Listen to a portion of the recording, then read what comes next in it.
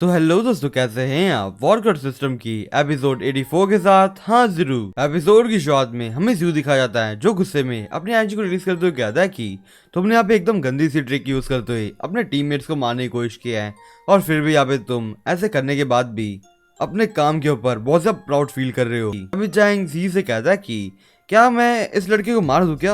और वो चैंग जियो से कहता है कि अभी जियो फैन, तुम्हारा जो नॉलेज है वो बहुत ज्यादा कम है। अभी यहाँ पे इस वर्ल्ड के अंदर जितने भी जो स्ट्रॉन्ग लोग होते हैं वो कमजोरों के ऊपर रह के अपनी पावर को बढ़ाते रहता है। और वो ऐसा बोलते हुए अपनी मुट्ठी के अंदर कुछ सैंड ले चुका होता है, और वो जैसे ही जियो के पास आता है वो सैंड जियो के ऊपर डाल देता है, और उस जियो के ऊपर अटैक करते हुए कहता है कि तुम एक बेवकूफ हो और इसकी वजह से ही आज तुम अभी मरने वाले हो। पर फिर तभी जियो ने उसके अटैक को अपनी स्वॉर्ड से रोक लिया होता है। चैंग ये देख के हैरान होता है और वो कहता है कि ये लड़का बहुत ज्यादा फास्ट है, इसने इतनी जल्दी इस चीज को रिएक्ट कर लिया। और फिर तभी एकदम तेज से जियो उसकी बॉडी के ऊपर एक स्लैश लगा देता है। चैंग से हैरानी से कहता है कि इसकी स्वॉर्ड इतनी ज्यादा फास्ट कैसे है? तभी जियो चैंग से कहता है कि तुम बहुत ज्यादा लकी हो। और फिर वहाँ पे हमें सिस्टम दिखाया जाता है जिसके अंदर सीन स्वॉर्ड के सिर्फ शार्पनेस के इफेक्ट एक्टिवेट किए गए होते हैं। तभी चैंग अपनी बॉडी के ऊपर देखते हुए जरा कांपने लग चुका, क्योंकि उसकी बॉडी के ऊपर एक कट लग चुका होता है, जैसे कारण से उसे बहुत ज्यादा दर्द हो रहा होता है। और फिर तभी चैंग एकदम तेज से जी के पास जाते हुए कहता है कि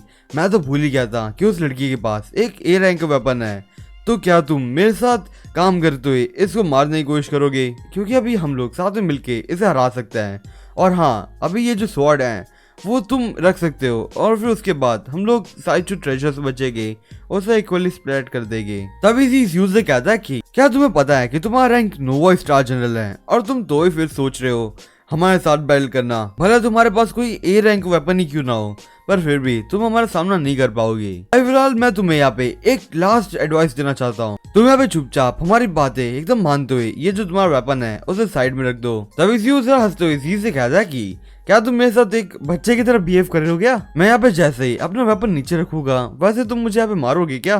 तभी ये सुन के सारा गुस्से में आ जाता है और उस यू से कहता है कि अभी तुम्हें मेरी बात नहीं माननी है, तो अभी सिर्फ एक ही रास्ता बचता है, तुम्हें मारना। और फिर जब मैं तुम्हें मार दूंगा उसके बाद में तुम्हें एक लेसन दूंगा, तुम्हें यहाँ पे पता चल जाएगा एक नोवा स्टार जनरल और एक इंटरमीडिएट स्टार जनरल के बीच का गैप कितना बड़ा होता है। और वो ऐसा बोलते हुए एकदम तेज से जियो के ऊपर अटैक करने के लिए आगे जा रहा होता है। तभी तुरंत चैंग भी अपने एरोस की मदद से जियो के ऊपर अटैक करता है, और वो अटैक करते हुए कहता है कि तुमने मेरे ऊपर अटैक किया था जिससे कहां से मैं इंजर्ड हो चुका था, तो अब तुम इसके लिए बहुत बुरे परिणाम झेलोगे। और अभी यहाँ पे तुम्हारे ऊपर 2 इंटरमीडिएट स्टार जनरल्स अटैक कर रहे हैं, तो इसके कारण से तुम्हारा बचने का चांस एकदम 0% है। तभी जी उन लोगों को देखते हुए कहता है कि तुम लोग इंटरमीडिएट स्टार जनरल्स हो और तुम्हारे पास उसकी एबिलिटीज है।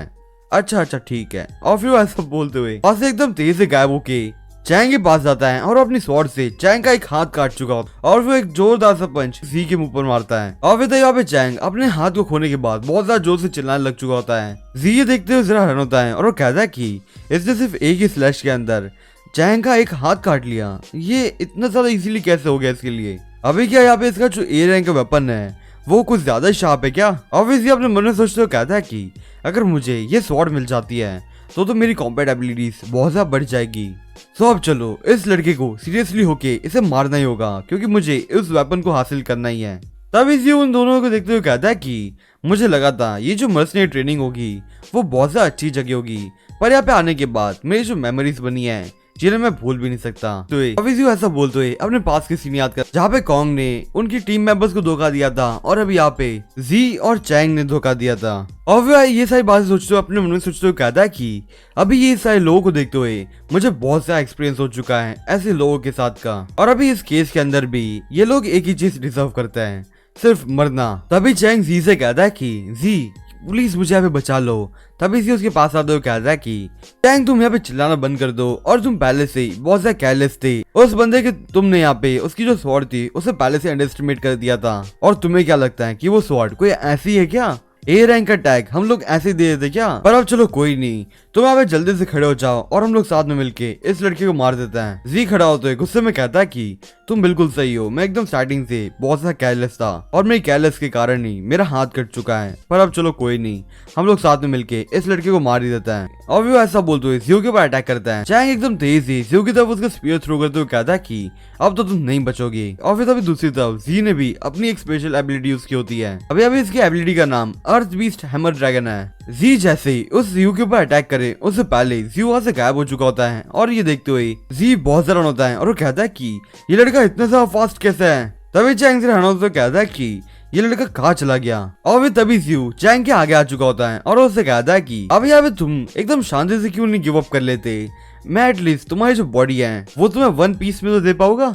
और वो ऐसा बोलता हुआ चैंग के ऊपर एक अटैक कर देता है जिससे कान से चैंग वहीं पे मारा जाता है। रिंग और लियाओ ये देख के बहुत हैरान होता है। रिंग लियाओ से कहते हैं कि इसने भले इसने भी यहाँ पे चैंग को मारा वो भी ए रैंक के वेपन के साथ, पर मुझे नहीं लगता कि भले उसके पास ए रैंक वेपन था वो इससे कान से उसे मार पाया। लियाओ रिंग से कहता है कि हाँ तुमने सही कहा, क्या शायद से ज़्यूफेन एक नोवा स्टार जनरल नहीं है, ये शायद से उसके ऊपर का रैंक का लड़का लगता है। तभी जी भी ज़्यू को देखते हुए कहता है कि तुम्हारी जो कॉम्बैट एबिलिटीज हैं वो कोई नोवा स्टार जनरल नहीं है, क्या तुम कोई एक इंटरमीडिएट स्टार जनरल हो क्या।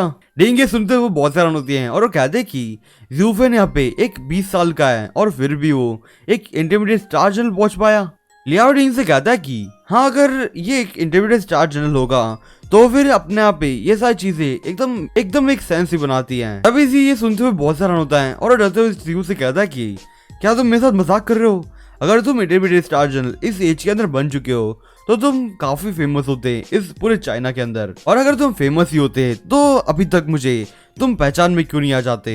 और सबसे बड़ी बात, मुझे इस चीज के बारे में पहले ही नोटिफिकेशन मिल जाता कि तुम्हारा जो रैंक है वो इंटरमीडिएट स्टार जनरल रैंक पे है। पर तभी एकदम तुरंत ही सी अपने हाथ में जो बटन होता है उसे दबा देता है जिससे कान से वहाँ पे एक बड़ा सा धमाका हो जाता है और सी इस धमाके को देखते हुए हंसने लग चुका होता है और वो कहता है कि भले तुम कितने ज्यादा स्ट्रॉन्ग क्यों ना हो, भले तुम्हारे पास कितना सा एक्सपीरियंस क्यों ना हो, पर फिर भी तुम यहाँ पे मारे गए। तभी ज़्यूफेन एकदम तेजी से उस एक्सप्लोजन से बाहर आते हुए कहता है कि यहाँ पे तुमने मेरे पर फिर से वो स्नीक अटैक किया, क्या तुम पागल हो गया, क्या तुम्हें सच में लगता है कि वो अटैक वो फिर से मेरे पर काम करेगा। जी तुम सच में एक मर्सनरी गिल्ड के लिए एकदम बेकार से कचरा हो। जी ये देखते हुए बहुत हैरान होता है और वो कहता है कि तुम्हारी कॉम्बैट एबिलिटीज बहुत ज्यादा खतरनाक है, पर अब चलो कोई नहीं, अगर तुम्हारे पास इतनी सारी एबिलिटीज हैं और पावर्स भी क्यों ना हो तो अब मुझे भी यहाँ पे सीरियस होते हुए अपने यहाँ पे पूरी पावर यूज करते हुए तुम्हें मारना ही होगा। तभी तुरंत ही अपनी एनर्जी को बहुत सारा रिलीज करते हुए कहता है कि अभी हम दोनों ही एक इंटरमीडिएट स्टार जनरल हैं, पर अभी यहाँ पे मैं तुमसे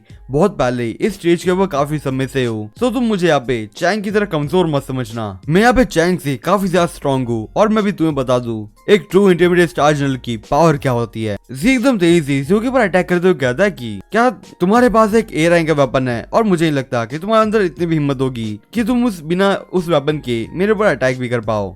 जी अपने मन में सोचते हुए कहता है कि इस लड़के ने बी रैंक के 20 के साथ बैटल की और इसने चैंग को भी यहाँ पे मार दिया, तो अब इससे कान से ये लड़का बहुत ज्यादा थक चुका होगा और अब यही मेरा चांस है, मुझे इसे मार ही देना चाहिए यहाँ पे। पर वो जैसे ही ज़्यू के ऊपर अटैक करता है वो ये देखते हुए बहुत हैरान होता है क्योंकि अभी ज़्यू ने उसके हैमर को रोक लिया होता है और ज़्यू जी से कहता है कि अभी मैंने तुम्हारे पर एक इल्यूजन कास्ट किया जिससे कहां से तुम्हें यहाँ पे ऐसा लग रहा है कि मेरी कॉम्बैट एबिलिटीज ए रैंक के वेपन के ऊपर निर्भर करती है, पर तुम्हें ये जान के बहुत ज्यादा अफसोस होगा कि ये सब गलत है। सो आज के लिए बस इतना ही, मैं आपसे फिर मिलूंगा इस सीरीज के अगले एपिसोड के साथ, तब तक के लिए बाय।